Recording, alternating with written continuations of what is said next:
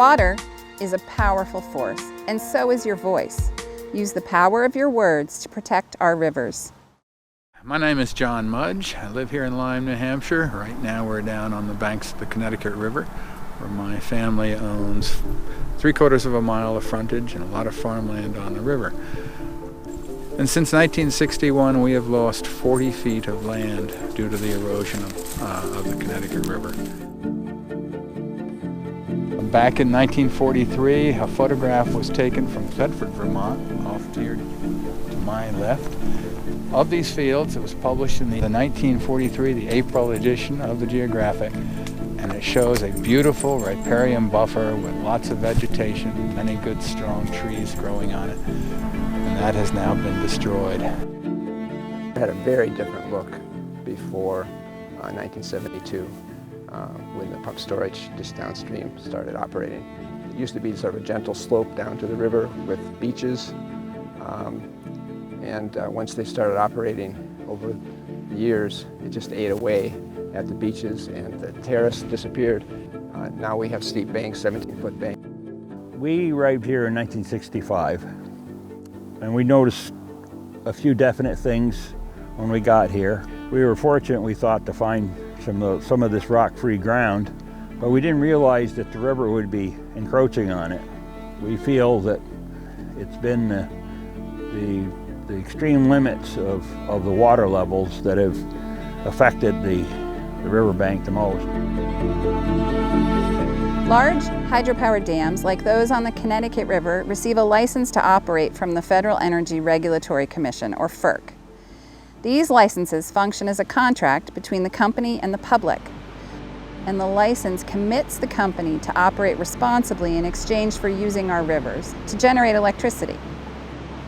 FERC licenses are in effect for 30 to 50 years. The relicensing of the Wilder, Bellows Falls, Vernon, Turners Falls dams, and the Northfield Mountain Pump Station on the Connecticut River in Vermont and New Hampshire and Massachusetts began in 2012.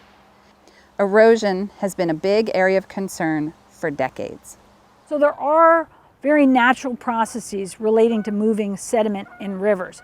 Rivers are dynamic. They're supposed to move. They're supposed to move sediment and water.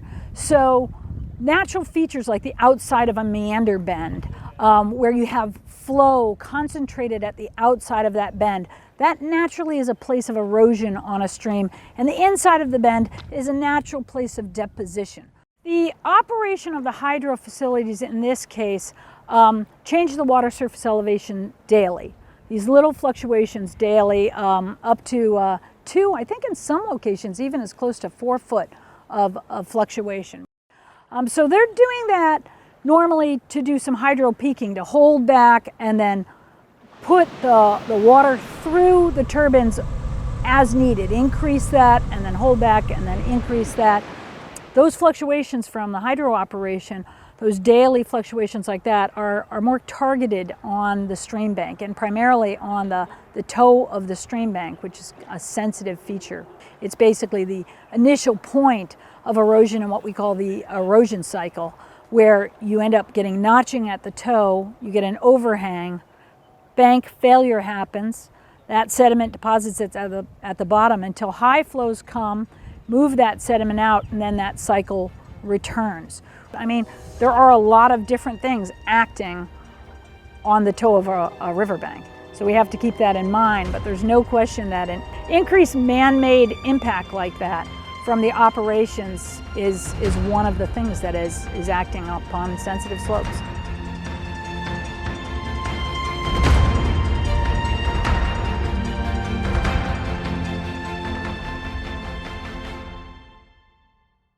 After the Northfield Mountain Pump Storage Facility was built, the stakeholders were very concerned about kind of the immediate impacts that they saw on the river.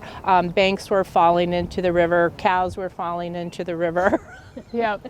There were a lot of problems. I mean, if you had to pick a spot to put a pump storage facility, you probably couldn't have picked a worse spot to have it on the Connecticut River. We have highly erodible soils already, So when you have the pump storage facility operating, and remember we've got a dam on either end of the river, right? So we've got kind of a huge reservoir that's trying to act like a river. Filling up and draining over and over again makes these soils even more unstable. Northfield Mountain Pump Storage Project was proposed in the 1960s and began operation in 1972. Water from the Connecticut River is pumped uphill to a man-made reservoir on the top of Northfield Mountain when electricity prices are low. And this water is used to generate power by sending it back down to the river when energy prices and demand are high. The result is that the Connecticut River in the section between the Turner's Falls and Vernon dams fluctuates dramatically every day.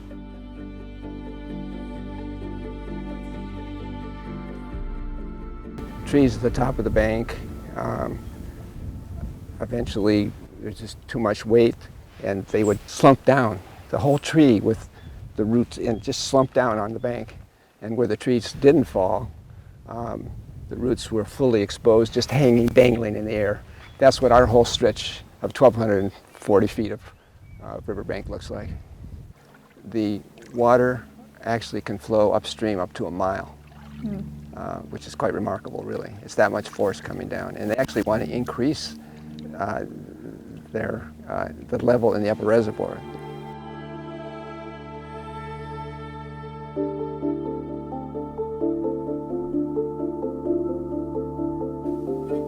In the winter of 2019, I had been overjoyed by the fact that since the shuttering of the Vernon nuclear plant, that I had seen ice on the river here for the first time in the 32 years that I'd been in Northfield. The ice plates had failed. They had been hanging in around this level here, and they were approximately 12, 14 inches thick. And when they failed, they had formed themselves during the cold stretch around the vegetation and the root systems that were here. And when they failed and slumped, they literally pulled the root systems out with them. What you see happening here is happening down this whole stretch of the east bank. Most of these trees are starting to list toward the west. That one went over a couple years ago. I judge that a lot of these will be over within the next 5 or 10 years. For decades, property owners along the Connecticut River have been losing their land because of erosion. Private and public funding has been used to try to protect and stabilize the riverbanks with little success. These tree revetment was supposed to hold the toe of the bank, and that's what didn't happen, because it would get the dynamics of the water and the raise and the lowering and sort of pump the silt and the mud right out from underneath them. And they were only here for about 3 years. I mean, about the third year they were gone. They started in 2012-13. The idea was to use a large woody debris. It was called stabilization technique, with large log jams, stacked wood debris placed along the edge of the bank to sort of buttress the bank. The construction road was to become an aquatic bench, to be planted with native plants, hopefully, to stabilize the bench.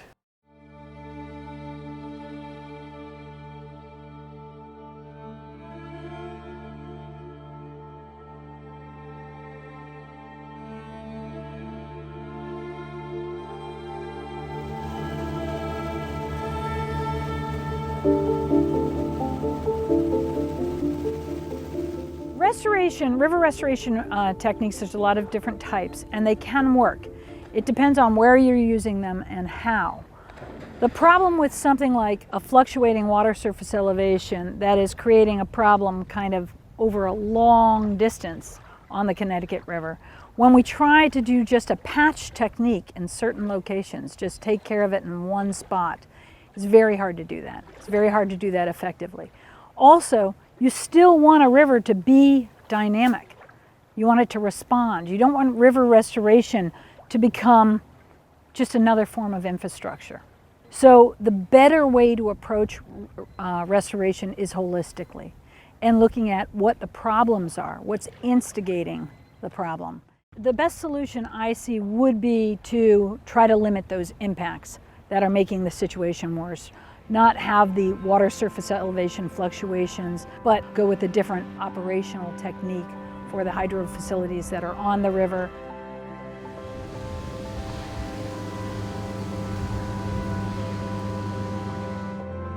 During the last relicensing of these facilities in 1979, citizens along the river were concerned about erosion then as well. They lobbied their congressional representatives, and they were able to get an Army Corps of Engineers study done to look at the causes of erosion in the project area. That 1979 Army Corps study indicated that pool level fluctuations was the second most causative factor for erosion in the project area. Unfortunately, FERC chose to issue the licenses for the Wilder, Bellows Falls, and Vernon facilities a few months before this Army Corps study was complete. As a result, little has been done since then by the company to address ongoing concerns about erosion. In December of 2020, Great River Hydro proposed significant changes to how they will operate going forward. In their license application, they proposed to maintain a stable surface water elevation behind the dams most of the time, which should reduce the amount of fluctuation in the impoundments and significantly reduce erosion. While Connecticut River Conservancy is pleased about this change, Great River Hydro should be required to monitor for erosion and repair the riverbanks if needed going forward. Soon after Northfield Mountain began operation in the early 70s, the riverbanks started caving in. The power company who owned it at the time began to take action and acknowledged responsibility. They cut all the trees down and hydro-seeded the banks in an ill-conceived attempt to slow down the erosion. Over the years, property owners have attempted to stabilize the banks in this stretch of river with riprap, walls of old tires, and tree trunks, with little success. In the 1990s, local Massachusetts landowners and the Franklin County Regional Council of Governments led in the creation of the Connecticut River Streambank Erosion Committee. Because of this public pressure, the owners of Northfield Mountain and the Turners Falls Dam were required to follow a FERC-approved erosion control plan to identify eroding banks that needed to be repaired or stabilized and pay to repair them. The current owner, First Light, is now saying that they are not responsible for the erosion and they don't want to pay. We need something, a new license that holds First Light and the corporate company still responsible for the erosion. They're wanting to walk away completely from any responsibility for erosion.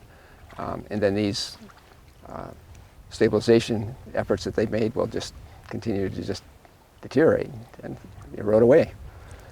So without the protection in the new license, I think I don't hold much hope. A lot of people put a lot of energy into asking for accountability for what goes into this water and what happens to the river's edge near this water, and we're in the middle of that conversation right now still. We have our voices that together can make our position heard.